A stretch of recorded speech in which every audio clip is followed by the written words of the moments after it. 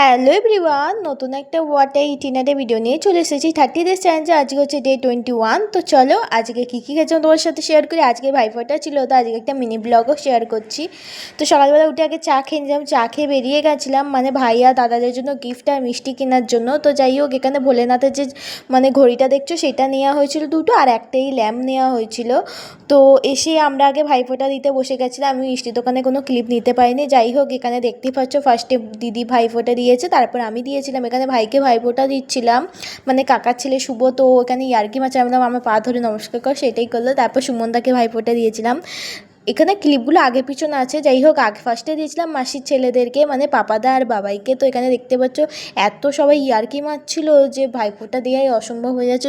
আজকে ভাইফোঁটাটা খুব খুব খুব এনজয় করে কেটেছে। তো দেখতেই পাচ্ছ এখানে হাসাহাসি করছি, কারণ এখানে ভাই দাদা সবাই হাসাচ্ছিল। তো এখানে ভাইকে বলছে নিয়ে আমার পা ধর, আমাকে প্রণাম কর। তো ভাই করেছিল। এই চুড়িদারটা মাসি আমাকে দিয়েছিল ভাইফোঁটার জন্য। আর সুমনদা দিয়েছিল 501 টাকা, আর ভাই দিয়েছিল মানে শুভ দিয়েছিল 200 টাকা। তো এইটা আমার ভাইফোঁটার গিফট। আর দুপুরবেলা লাঞ্চে ছিল ভাত আর মাটন কষা আলু দিয়ে।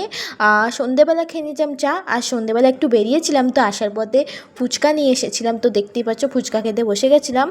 আর রাতেও সেমি ডিনার ছিল। অবশ্যই জানিও কেমন লাগলো আজকে খাবারগুলো। সবাই ভালো থেকো, সুস্থ থেকো, গুড বাই, সি ইউ।